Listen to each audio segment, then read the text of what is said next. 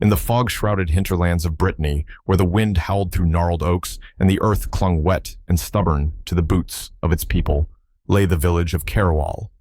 It was a forgotten speck on the map, a scattering of moss-covered stone cottages hunched against the gray Atlantic sky, where the sea's salt mingled with the bitterness of poverty.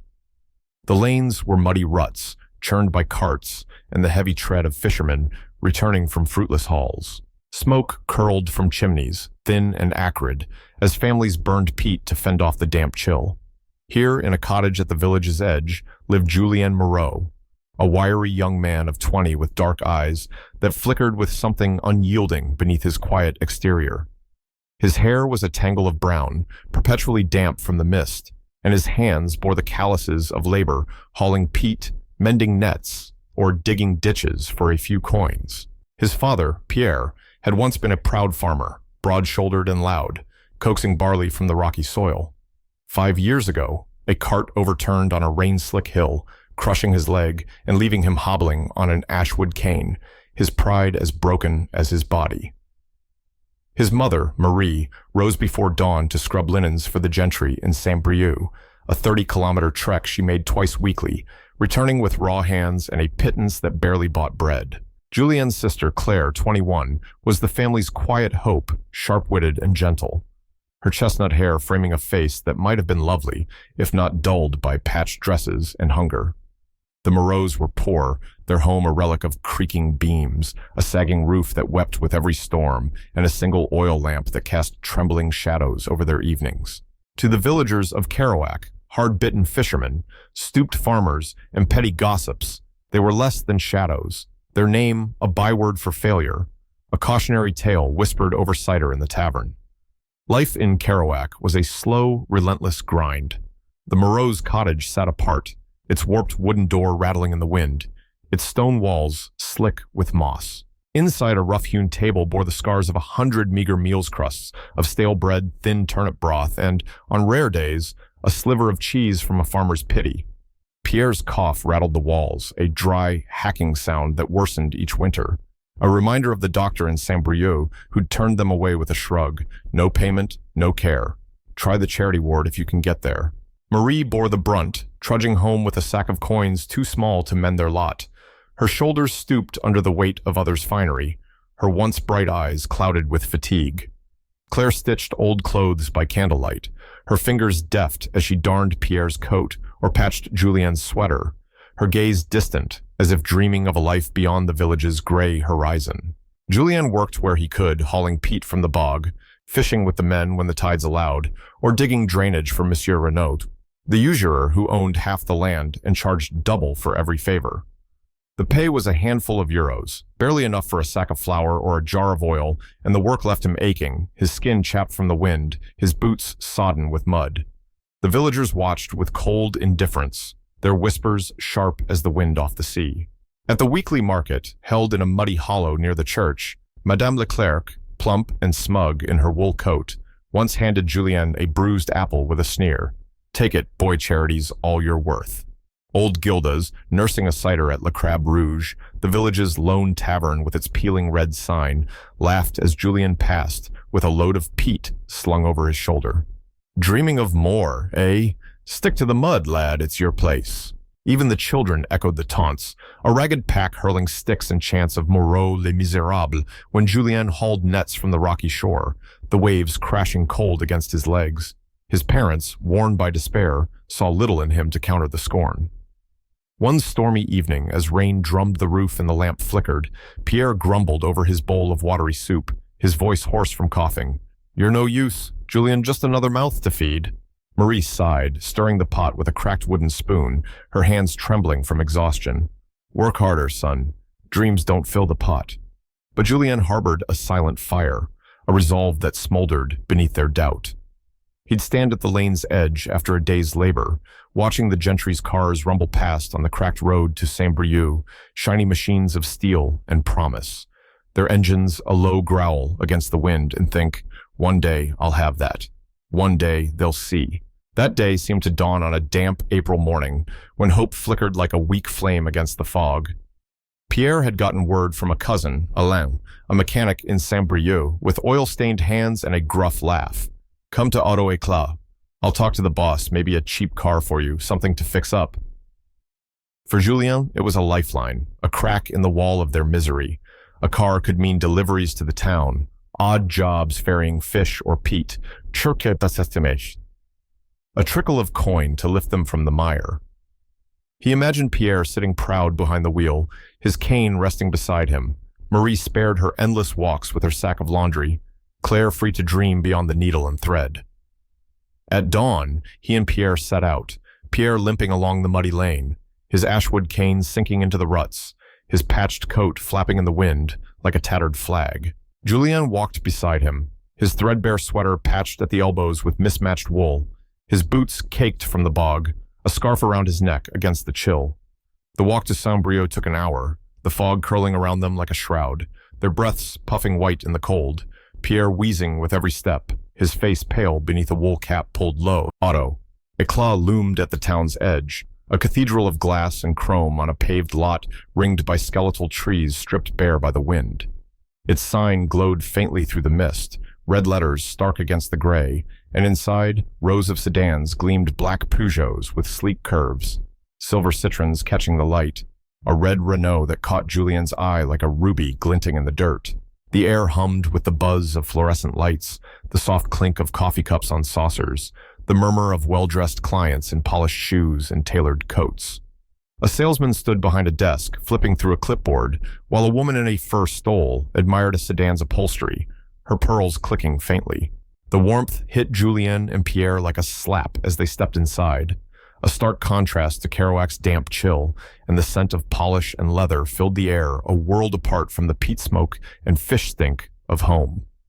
Pierre hesitated at the glass door, his cane tapping the ground nervously, but Julien pushed it open, his boots leaving faint smears on the pristine white tile, his scarf dangling loose. The salesman, Jacques, wiry and sharp-featured in a pressed gray suit, looked up from his clipboard, his hair slicked back with pomade, his tie a crisp knot of blue silk. His gaze raked over them Pierre's trembling grip on the cane, his coat frayed at the cuffs and stained with years of wear. Julien's muddied hems, his unshaven jaw, the faint sweat on his brow from the walk, and his lip curled into a smirk, his eyes narrowing with disdain. He rose, stepping forward with a swagger, his polished shoes clicking on the tile. "What do you want here?" he snapped, his voice sharp as a blade on stone, loud enough to draw a glance from the woman in pearls. Pierre coughed, steadying himself against the display car, a black Peugeot, its hood cool under his palm as he leaned for balance. "A cousin, Alain, sent us," he said, his tone soft, almost pleading, his breath short. "Said you might have something we could afford, a small car, maybe, something used." Jacques barked a laugh, loud and harsh, echoing off the glass walls, turning heads among the other patrons. "Alain? Oh, every beggar claims a friend here. Look around, this isn't a charity shop. These cars cost more than you'll see in a lifetime, old man." Julien felt heat rise in his chest, his fists clenching at his sides until his knuckles whitened, but Pierre tried again, his voice faltering as he gripped the cane tighter. "Just a look, please. Something simple we could pay over time, work it out." Jacques waved a hand, dismissive, his smirk widening into a sneer that bared his teeth. "No charge to gawk, but this place isn't for your sort. Try the scrapyard down the road, better fit for peasants like you. That's where the junk belongs." The woman in the fur stole smirked behind her gloved hand, her pearls glinting as she turned away with a soft chuckle. A suited man in a corner, his briefcase gleaming beside him, chuckled into his coffee, the steam rising in lazy curls. Julien's pulse hammered in his ears, his jaw tight, but Pierre tugged his sleeve, his face pale beneath the cap, his eyes glistening with shame. "Let's go, son. No use arguing." They shuffled out, Jacques' sneer following them as the glass door slammed shut with a thud, the sound echoing in the fog like a gunshot. The walk home was silent, Pierre's cane dragging in the mud, his shoulders slumped, his breaths ragged. Julien stared ahead, the red Renault burned into his mind, his anger a coiled spring. Marie met them at the cottage door, her apron damp from scrubbing a neighbor's linens, her voice lifting with hope. "The car?" Pierre forced a smile, weak and hollow, his hand trembling on the cane. Alain wasn't there. Next time, maybe. Julien slipped past without a word, collapsing onto his mattress in the corner, the straw rustling beneath him. Rain pattered through the roof, dripping onto the floor near his head, pooling in a shallow dent in the stone, but he barely noticed. Jacques' words your sort rang like a bell, a lash against his pride that stung deeper with every echo. He saw Pierre's wet eyes, the tremble in his hands, the way he'd shrunk under the salesman's gaze. Poverty wasn't just hunger, he realized as he stared at the cracked ceiling, the lamp's shadow dancing on the beams. It was a brand, a cage, a theft of dignity. He clenched his fists until his nails bit into his palms, vowing to himself, "I'll break it. I'll make them pay." Weeks later, misery struck harder, a blow that shattered what little they'd clung to, a wound that turned Julien's resolve into steel. Claire had caught the eye of Luc Dupont, a clerk from Saint-Brieux with a gentle smile and a modest job sorting mail at the post office on Rue des Capuchins. He'd met her at the market in Kerouac, where she'd sold a basket of mended socks for a handful of coins, her hands steady as she counted the change. His quiet kindness, offering her a cup of tea from a vendor, asking about her day, had sparked a fragile hope in the Moreau's dim world. His family, petty merchants with a tidy brick house and a small shop selling nails and tools, seemed willing to overlook the Moreau's poverty until the wedding day loomed, a date set for late May when the oaks might bloom. Marie pawned her mother's brooch, a silver keepsake etched with ivy, for €50 at a pawnshop in Saint-Brieux, her hands shaking as she handed it over to a pawnbroker with a pinched face and a ledger full of debts. Pierre borrowed 200 from Monsieur Renaud, the usurer whose shadow loomed over Kerouac like a vulture, at 20% interest that would haunt them for years, his signature scrawled on a scrap of paper with a trembling hand. Julien sold his only coat, a ragged wool thing that barely kept out the wind, to a fisherman named Yves for €10, shivering as he handed it over in the tavern's dim light. It wasn't much, a pitiful sum scraped from their bones, but it bought a second-hand dress for Claire cream muslin with faint stains at the hem, a cast-off from some richer girl in town, and a crate of cheap cider to share with the guests, its bottles clinking in a wooden box. The ceremony was set for a Saturday in Kerouac's cobblestone square, a patch ringed by sagging oaks and weathered benches where the old men smoked pipes on Sundays. Julien spent 2 days building a trellis from scavenged wood and twine, his hands splintered and bleeding as he wove it into shape, hammering nails with a borrowed mallet. Claire stood radiant beneath it, wildflowers, daisies, and heather tucked into her chestnut hair, the dress clinging to her thin frame, her eyes bright with a hope she hadn't worn in years. Pierre, in his least-worn shirt, a faded blue thing with missing buttons he'd patched with thread, beamed despite his cough, leaning on his cane as he greeted neighbors with a nod. Marie bustled about, her apron swapped for a shawl knitted years ago, setting out chipped cups for the cider on a wobbly table scavenged from the church basement. The villagers gathered, curious more than kind, their murmurs a low hum under the rustle of leaves Madame Leclerc in her scarf, Gildas with his pipe, Yves and his wife, a dozen others drawn by the rare spectacle. The Duponts arrived at noon Luc in a borrowed suit, too tight at the shoulders and frayed at the cuffs. His mother, Madame Dupont, in stiff black silk that rustled like dry leaves, her husband trailing with a scowl beneath his felt hat, his hands thrust into his coat pockets. Claire stepped forward, her smile shy, her hands smoothing the dress nervously, and Julien poured cider into cups, offering one to Luc with a nod, the liquid fizzing faintly. But Madame Dupont's voice sliced through the air like a gull's cry, sharp and sudden, halting the chatter. "Where's the contribution?" she demanded, her eyes raking over the trellis, the patched dress, the meager spread of bread and cider on the table. "A bride's family gives something money, furniture, a dowry of worth. Our Luc deserves better than this pauper's farce." Luc shifted, his eyes dropping to his scuffed shoes, his hands fidgeting with the suit's lapels, as his father growled, "We're not beggars to take scraps. What's this cider and rags? You think this honors our son?" Marie stepped forward, her voice trembling, her shawl slipping from one shoulder. "We gave all we had, the dress, the brooch, every coin." But Madame Dupont turned away, her silk swishing as she waved a dismissive hand. "Not enough. This wedding's off Luc's worth more than your filth." The Duponts stormed off, Madame Dupont's heels clicking on the cobblestones, her husband spitting into the dirt, Luc trailing mutely, his shoulders hunched as if ashamed, casting one backward glance at Claire before disappearing down the lane. Claire stood frozen under the trellis, the flowers wilting in her hair, her face a mask of stone, her hands falling limp at her sides. Marie gasped, clutching Julien's arm, then crumpled to the cobblestones, unconscious, her shawl pooling around her like spilled water. Pierre clutched his chest, wheezing, his cane clattering as he staggered to the bench, his breath shallow and ragged. Julien stood rooted, the cider crate slipping from his hands to shatter on the ground, brown liquid seeping into the cracks, the glass shards glinting in the weak sun. The villagers erupted in whispers, their pity laced with venom, their voices rising like a tide. Disgraceful, Madame Leclerc clucked, adjusting her scarf with a prim tug. No one will take her now she's spoiled goods, Gildas jeered, spitting a wad of tobacco into the dirt. Worthless lot can't even hold a wedding, Yves muttered, turning away with his wife, who shook her head in mock sorrow. Julien carried Marie inside, her body limp in his arms, laying her on the cot as Claire tore off the dress, leaving it a crumpled heap by the window, her hands shaking. Pierre collapsed beside Marie, his breath shallow, his heart faltering under the strain, his cane rolling across the floor. Claire sat by the glass, staring at nothing, her spirit hollowed, her eyes dry, as if tears were too heavy to fall. That night, Julien stepped onto the stoop, the wind whipping his thin shirt, the sea's roar a distant drum in the dark.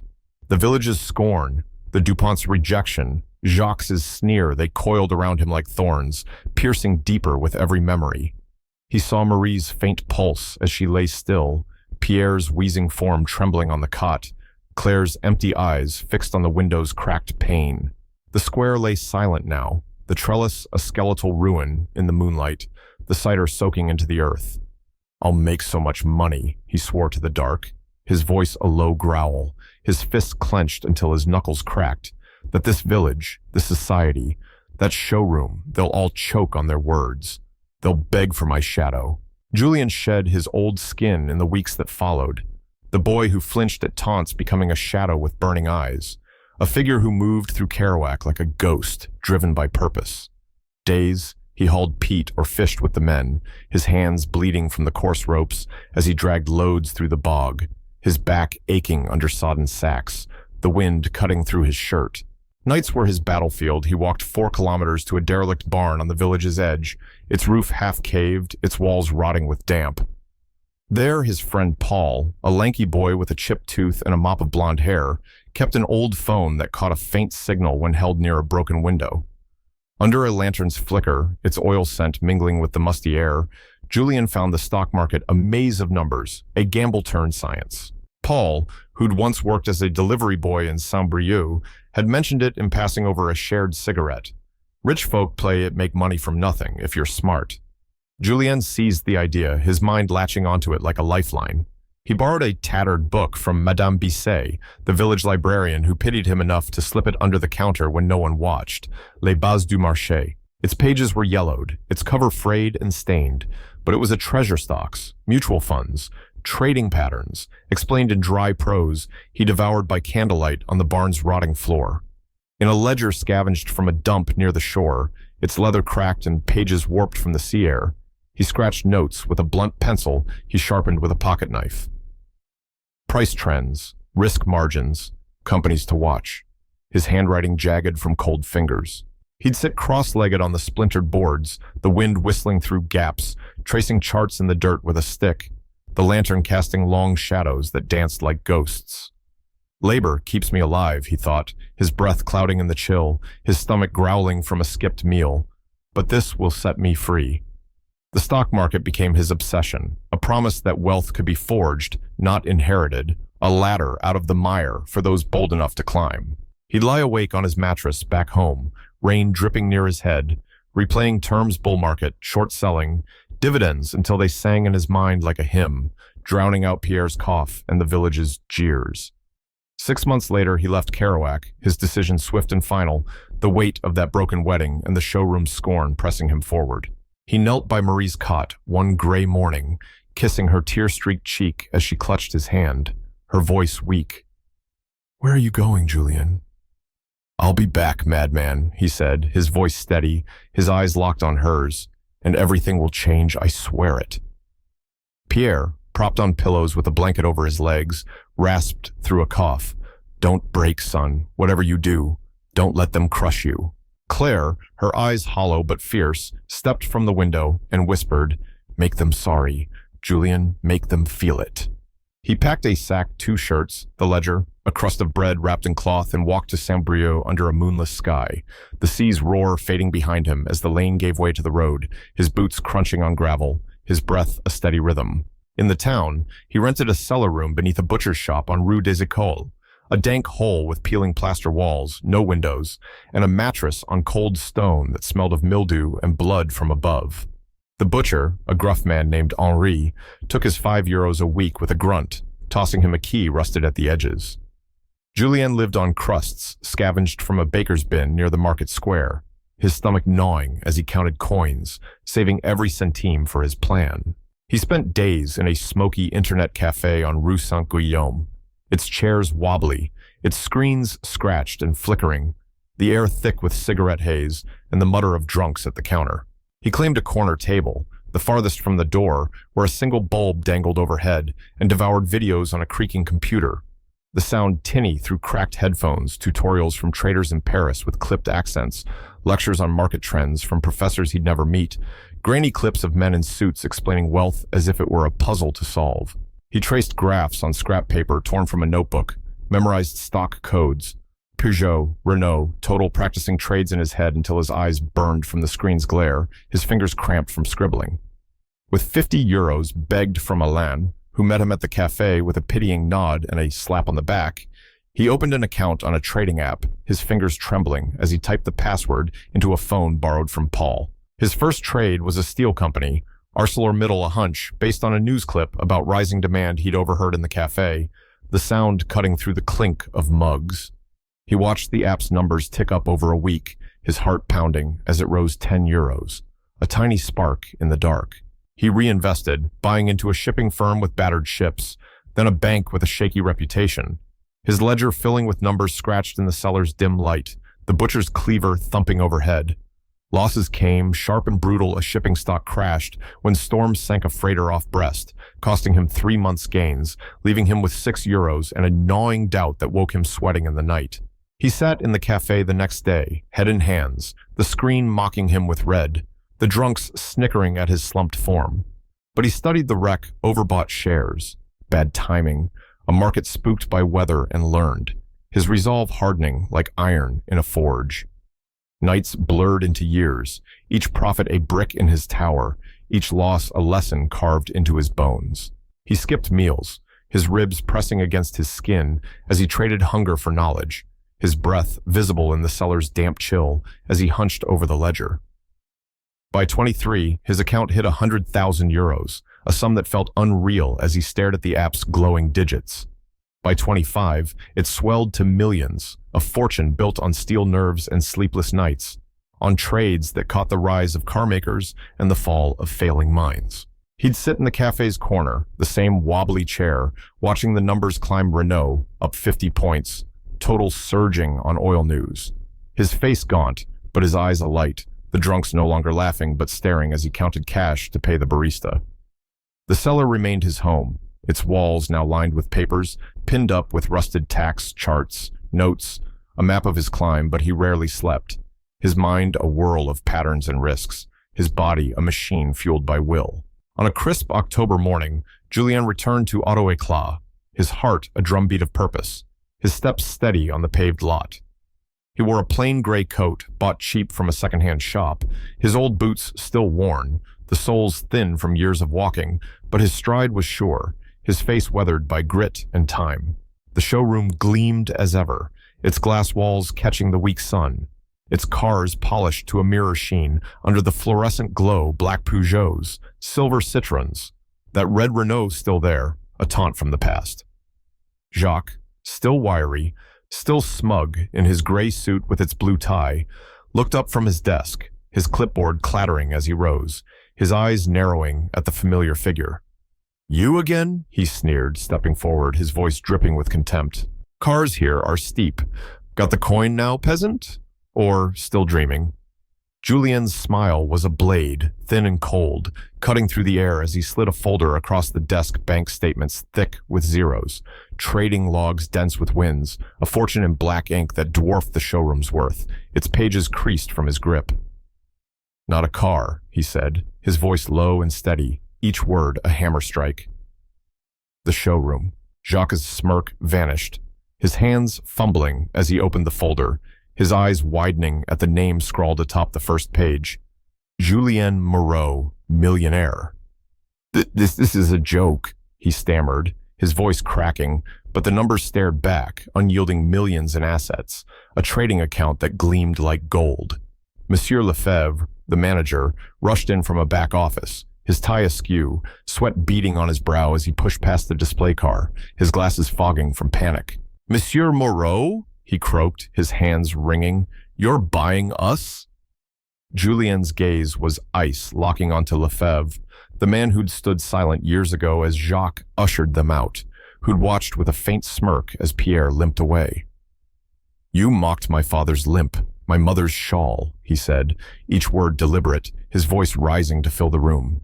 "You called us sort, less than dirt, less than human. I'm your master now, not with rage, but with this." He tapped the folder, its pages rustling faintly, the sound sharp in the silence. The staff stood frozen, gaping, two salesmen by a Citroën, a receptionist with a phone half raised, a janitor pausing mid-sweep, the woman in pearls now absent, the suited man's coffee cold on a table. Julien's assistant, Etienne, a crisp young man in a black suit with a sharp jaw, stepped forward from the doorway, a briefcase in hand, his shoes clicking on the tile. "Papers are ready," Etienne said, laying out the deed on the desk, his pen poised. "Sign here, Monsieur Lefebvre, the sale's final." Lefebvre's pen shook as he scrawled his name, his voice a whisper. "That day I didn't know, forgive me, please." Julien faced him, then Jacques, his tone cutting through the stillness, like a blade through cloth. "That day, you didn't just misjudge us, you stripped us of humanity. You saw rags and mud, not people, not a father who'd worked his bones to dust, not a son who'd carry him home. Learn this, a man's coat isn't his soul, and his boots don't measure his worth. You built this place on pride, but I'll rebuild it on truth." He turned to Etienne, nodding. "Hang a plaque above the desk where they'll all see it. No one is too small to rise. And starting tomorrow, cars sell at cost to Kerouac's poorest, no profit, no scorn, just a chance." The staff murmured, Jacques' face paling, Lefebvre slumping into a chair, his glasses slipping down his nose. Auto Éclat wouldn't crumble, it would bend. A beacon of reform under Julien's reign, its profits redirected to a purpose he'd carried from the mud of Kerouac. He drove home that evening in a modest Renault, the model he'd once eyed through the showroom glass, its engine a soft hum on the muddy lane, its seats still smelling of factory leather. Kerouac buzzed as he rolled in, the fog parting to reveal faces peering from doorways. Rumors had flown on the wind from Saint-Brieux, carried by a fisherman who'd seen the sale, and the skeptics now fawned. Julien, a tycoon. Gildas crowed from the tavern steps, his cider sloshing as he raised the mug, his pipe forgotten. "Knew you'd make it, lad," Madame Leclerc lied, her scarf fluttering as she waved from her stoop, her plump cheeks flushed. Marie met him at the cottage door, her hands trembling, her eyes wide with disbelief as he stepped inside, the Renault's keys jangling in his hand. "The showroom's mine, madman," he said, setting the folder on the table. "Believe me?" She clutched him, sobbing into his shoulder, her tears soaking his coat. "I'll believe anything now, my boy, anything you say." Pierre, propped on a new bed Julien had bought weeks earlier with his first big trade, wheezed a laugh, his cough eased by medicine from a proper clinic in town, his eyes bright despite the lines etched deep in his face. "You did it, son," he rasped, pride breaking through his pain, his hand reaching to grip Julien's arm. The cottage transformed in the months that followed, Julien's millions pouring in like a tide. He hired men from Saint-Brieux to mend the roof, laying red tiles that gleamed in the rare sun, sealing out the rain that had plagued them for years. Carpenters rebuilt the walls, plastering over the moss with smooth white, the cracks vanishing under their trowels.